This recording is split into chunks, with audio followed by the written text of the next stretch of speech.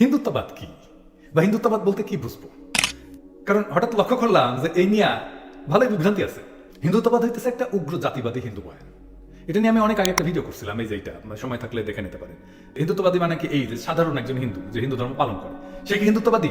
না, একেবারেই না। হিন্দুত্ববাদ এটা একটা বিশেষ ব্যাখ্যা যা সব হিন্দু গ্রহণ করে না, বা গ্রহণ করাটা বাধ্যতামূলক না। এমনকি কেউ নিজেকে হিন্দু হইলে নিজেকে উগ্র জাতিবাদী হিন্দু বলে না হাজির করতে চাইতেই পারে, না পরিচয় দিতে চাইতে পারে। আমি তো নিজেকে পরিচয় দিতে চাই না যে আমি উগ্র জাতিবাদী হিন্দু।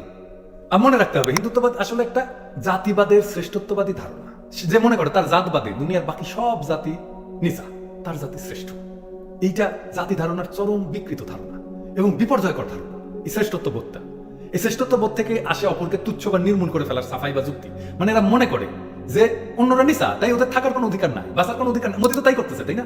ইন্ডিয়াতে মুসলমানদের সাথে এটাই হিটলারের তত্ত্ব। হিটলার মনে করতেন তারা নীল চোখের জার্মান, বিশিষ্ট জার্মান জাতি, তারা দুনিয়ার শ্রেষ্ঠ জাতি, ওরা সবার বেশি বুঝে। আমাদের সেকুলাররা যেমন সবার বেশি বুঝে।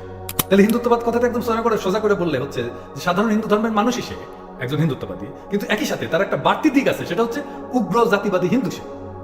সে শ্রেষ্ঠত্ববাদী, সে মনে করে তার হিন্দু ধর্ম শ্রেষ্ঠ, পৃথিবীর সব ধর্মের চাইতে শ্রেষ্ঠ। তাই সে একজন সাধারণ হিন্দু না। সব হিন্দুত্ববাদী অবশ্যই হিন্দু, কিন্তু সব হিন্দু হিন্দুত্ববাদী না। মানে সকল খারি খারক, কিন্তু সকল খারক খার নয় মতো আর কি।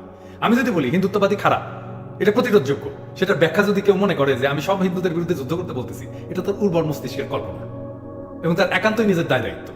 হিন্দুত্ববাদ কেন আমাদের জন্য সমস্যা সেটা বুঝতে হলে তো দুনিয়ার রাজনৈতিক ইতিহাস জানতে হবে, এই ভূখণ্ডের ইতিহাস জানতে হবে, ভারতবর্ষের ইতিহাস জানতে হবে, সেটাকে ক্রিটিক্যালি অ্যানালাইসিস করার দক্ষতা থাকতে হবে, তার উপরে মাঠের রাজনীতির অভিজ্ঞতা থাকতে হবে। ওদের জিজ্ঞান্ত, আমি লেখাপড়ার কথা বাদ দিই, ওরা কেউ জিন্দেগিতে মাঠের রাজনীতি করছে? জিন্দেগিতে মাঠের রাজনীতি করে নাই, কোনো গণ আন্দোলনে সক্রিয় অংশ নেয় নাই, গণমানুষের সাথে কোনো যোগাযোগ নাই, কিন্তু তারা আমাদের পলিটিক্যাল ইস্যুতে মাতব্বর মানতে হবে, আবদারের আর সীমা নাই।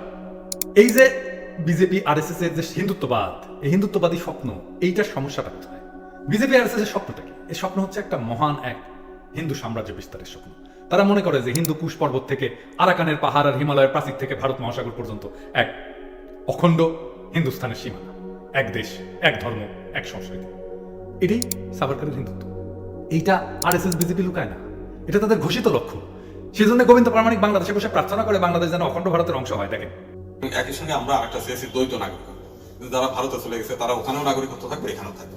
আবার আমাদের এই দেশে যারা আছে আমরা হিন্দুরা, তারা এখানেও নাগরিকত্ব থাকবে, ভারতেও নাগরিকত্ব থাকবে। তো সেটা একমাত্র নরেন্দ্র মোদীর গভর্নমেন্ট, বিজেপি গভর্নমেন্ট আমাদের প্রতি সহানুভূতিশীল, সেই কারণে। তো সারা পৃথিবীতে একটা হিন্দুত্বের গণজাগরণ হচ্ছে। এই ভূমি, আমাদের বর্তমান যে বাংলা ভূমি, এই বাংলা একটা পবিত্র ভূমি। এখানে অনুকূল ঠাকুর, হরি ঠাকুর, জগৎবন্ধু, বালকবন্ধু, রাম ঠাকুর, দুর্গা প্রসন্ন, সমস্ত মহাপুরুষদের পবিত্র ভূমি এখানে। তো সেই জায়গাটুকু আমরা ছেড়ে যেতে চাই না। এই জায়গা যেন আগামী দিনে অখণ্ড ভারতের একটা অংশ হতে পারে, সেই জন্য আমাদের প্রার্থনা, এবং সেই প্রার্থনাটা পূরণ করতে পারে বিজেপি গভর্নমেন্ট। তো তাদের যদি এটা লক্ষ্য হয়, তাহলে এটা তাদের লক্ষ্য পূরণ। আধুনিক ভারত রাষ্ট্রের সীমানার বাইরে তো অখণ্ড ভারতের আরো কিছু জায়গা আছে, তাই না? সেই জায়গাগুলো যে সমস্ত দেশের মধ্যে পড়ছে, সেই সমস্ত দেশে তো RSS কাজ করতে হবে নাকি? তো বাংলাদেশ তো কল্পিত সেই অখণ্ড ভারতের অংশ। এই যে দেখেন অখণ্ড ভারতের ছবি, ম্যাপ বাংলাদেশকে দেখতে পান, আছে বাংলাদেশের ভূখণ্ড অখণ্ড ভারতের মাপে আছে। তাই বাংলাদেশের মাতৃতে অত্যন্ত স্বাভাবিকভাবে RSS এর সাংগঠনিক লক্ষ্য, কর্মকাণ্ড এই থাকাটা খুবই স্বাভাবিক ঘটনা, ঠিক কিনা বলেন? তো ধরেন গোবিন্দ প্রামাণিক নিজে RSS করে, তো গোবিন্দ প্রামাণিকের সংগঠন তো খুব বড় হইতে পারবে না, হ্যাঁ, RSS বইলা, এবং ধরা খেয়েছে তো RSS বইলা, ভাবছিল যে করা যেতে পারবে। তো যখন করা যাবে না, তখন সে কি করবে? তখন সে অন্য অনেক সংগঠনের মধ্যে দিয়ে নানা স্কেলে সে কাজ করবে।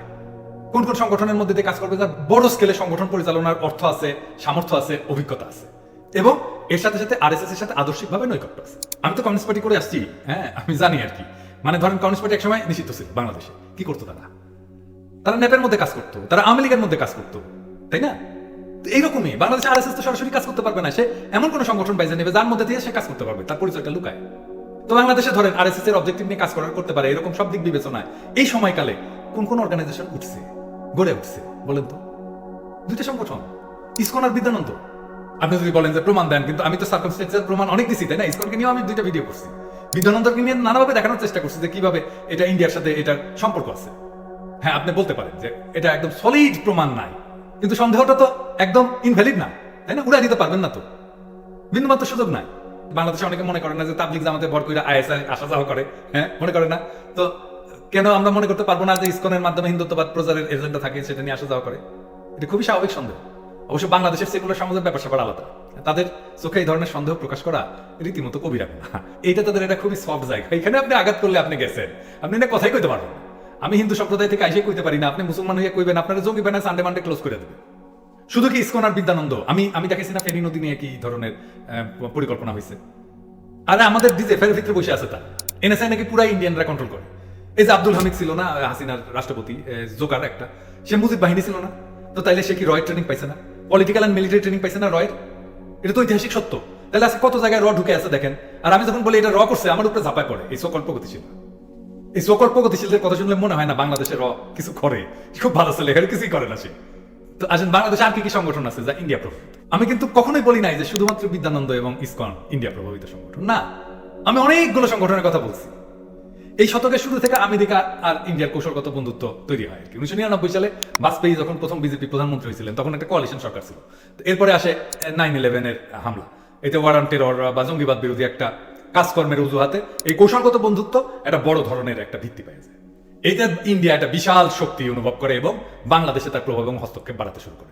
এরপর তো আসলে 2007 সাল, তারপরে তো কথাই নেই, বাংলাদেশের নানা ধরনের সরকারি বেসরকারি প্রতিষ্ঠানের মাধ্যমে ভারত তার প্রভাব হস্তক্ষেপ বাড়াতে তৎপর হয় এবং এটার নানা প্রমাণ আমাদের কাছে আছে। এটা তো আজকাল বলে বুঝাই দিতে হবে না, অসংখ্য প্রমাণ আছে, তাই না? এই গত 15 বছরে এই জিনিসগুলো ঘটছে। তো ওই সরকারি বেসরকারি প্রতিষ্ঠানের বাইরে আরেক ধরনের প্রতিষ্ঠান ইন্ডিয়া তৈরি করছে। এর মধ্যে দুইটা হইতেছে বিদ্যানন্দ এবং ইসকন। তো এর মধ্যে ইসকনের কাজ কি? ধর্মীয় প্রচার তৎপরতার মাধ্যমে বিজেপির হিন্দুত্ববাদের প্রসার ঘটানো, যাতে বাংলাদেশের হিন্দুরা মোদির অনুসারী হয়। এটাই তো কাজ ইসকন, যেন মোদি তাদের পর্যন্ত পৌঁছাতে পারে। এখন বাংলাদেশে ইন্ডিয়ান প্রভাবিত সংস্থার মাধ্যমে ইন্ডিয়া বাংলাদেশে হস্তক্ষেপ করে আসতেছে।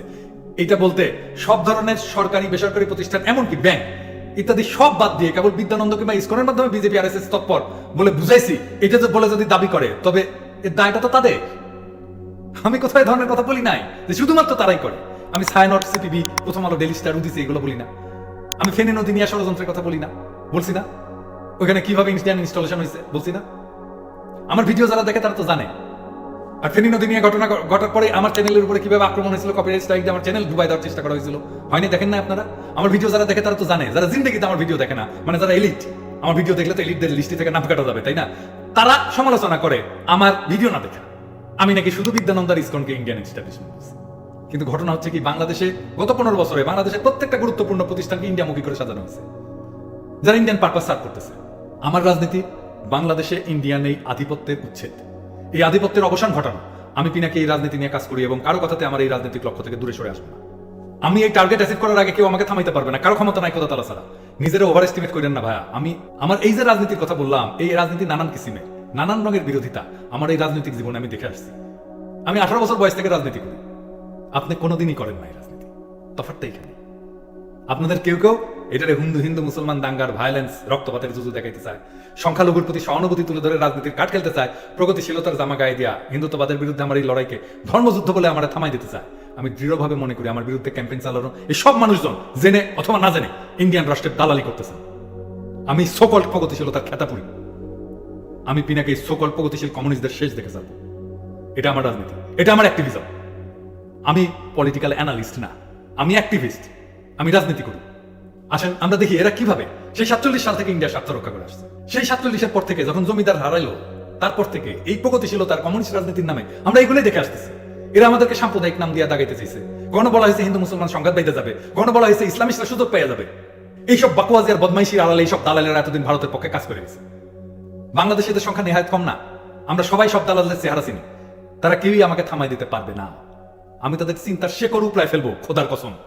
আমার গত ভিডিওতে আমি বলছি চিরস্থায়ী বন্দোবস্তের মাধ্যমে জমিদার শ্রেণীর পৃষ্ঠপোষকতায় বেঙ্গল রেনেসার মাধ্যমে কিভাবে হিন্দু জাত শ্রেষ্ঠবাদের হিন্দুত্ববাদের পতন ঘটানো হয়েছিল। পরবর্তীকালে বঙ্কিমচন্দ্রের হাতে হিন্দুত্ববাদী রাজনীতি পরিশীলিত রূপ নেয় আর উত্থান ঘটে ইন্ডিয়ান কংগ্রেস নামের রাজনৈতিক দলের।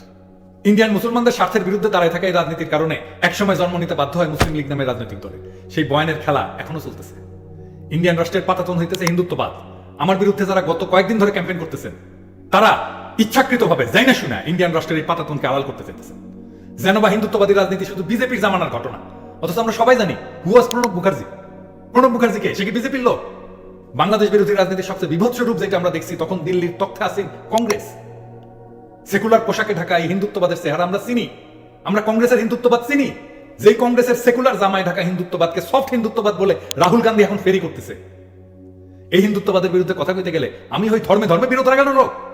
খেয়াল করলে দেখবেন এই বিশেষ প্রজাতির মানুষজন হইতেছেন ওনারা, যারা মুসলমানদের অধিকার আদায় পাকিস্তান আন্দোলনকে চিহ্নিত করেন সাম্প্রদায়িক রাজনীতি হিসেবে। জমিদারি উচ্ছেদ করে জমির মালিকানা ফিরে পাওয়ার ঘটনাকে ওনারা উল্লেখ করেন ধর্মের ভিত্তিতে দেশভাগ হিসেবে। জমিদারের পোষ্যপুত্র এই সমস্ত বাম প্রগতিশীল নন্দনেরা নানা বাকোয়াজি নিয়ে আজ মাঠে নামছে পিনাকির মুখ বন্ধ করতে। হাজী শরীয়তুল্লাহ আর তিতুমিরের রক্তের কসম, বাংলাদেশের মাটি থেকে এই হিন্দুত্ববাদের এই শিকড় আমরা উপড়ে ফেলবো। তার বদলে একটা অধিকার ভিত্তিক রিপাবলিকের প্রতিষ্ঠা আমাদের লক্ষ্য, যে রাষ্ট্র ব্যবস্থা হিন্দু মুসলমান খ্রিস্টান পাহাড়ি সমতলী সবার অধিকার নিশ্চিত করতে পারে। যারা এখন নতুন করে প্রগতিশীলতার নামে আমার বিরুদ্ধে দাঁড়ানোর চেষ্টা করতেছে, তারা আসলে একটা নতুন রাষ্ট্রের শুরু, একটা নয়া রিপাবলিক গড়ার পথে জেনে না জেনে বাধা হয়ে দাঁড়ানোর চেষ্টা করতেছে। সকল ধর্ম জাতি উপজাতি নির্বিশেষে সবাই সমান মর্যাদা সমান নাগরিক অধিকারের ভিত্তিতে যে নয়া রিপাবলিক হতে পারে আমাদের জনগণের নয়া ঐক্যের ভিত্তি। ভারতের স্বার্থই হচ্ছে আমাদের সেই ইনক্লুসিভ এবং সমান নাগরিক অধিকারের ভিত্তিতে এক রাষ্ট্র যেন সংগঠিত শক্তি হয়ে না উঠে দাঁড়াইতে পারে। আমরা এর বিরুদ্ধে যেই প্রতিরোধ গড়ে তুলবে তাদেরকে উড়াই দেব ধুলি করার মতো। আমি বাংলাদেশকে অখণ্ড ভারত বানানোর পরিকল্পনার সামনে বুক সিতায় দাঁড়াবো, আমার মাইরা ফেলাক, কোনো অসুবিধা নেই। বাংলাদেশের মানুষ জানবে একজন হিন্দু ব্রাহ্মণ মোদীর হিন্দুত্ববাদের বিরুদ্ধে কাঁধে কাঁধ মিলায় লড়াই করতে গিয়ে জীবন দিছে। আমি সত্যি সত্যি চাই আমার ইন্ডিয়া মাইরা ফেলাক। যখন কেউ আমার নিরাপত্তা নিয়ে সংশয় প্রকাশ করেন পাত্তা দিই না। আমার মাইরা ফেলালে এইসব প্রগতিশীলদের ধরে ধরে জিগাইবেন এই লোকটার পিছনে কেন লাগছিলি বান্দির পুত, আমারে ঠেকাইবেন? হ্যাঁ হাসাইলেন ভাইয়া, আমার খোদা তালা ছাড়া কেউ ঠেকাতে পারবে না। চেষ্টা করেন, আপনি নাই হয়ে যাবেন। আমি বলছি আপনি চেষ্টা করেন, বাংলাদেশের চিন্তার জগৎ থেকে আপনি নাই হয়ে যাবেন। আমি তো বলছি যার হিম্মত বেশি সেই জিতবে। হুঙ্কার না চেরা লড়াই চালা, মাঠে ফয়সলা হবে। ভালো হয়েছে নিজের রাজনীতি প্রকাশ করে, বাংলাদেশের মানুষ জানবে বাংলাদেশের জনগণের বিরুদ্ধে দাঁড়ায় কারা হিন্দুত্ববাদকে বাংলাদেশে স্পেস দিতে চাইছিল, রক্ষা করতে চাইছিল।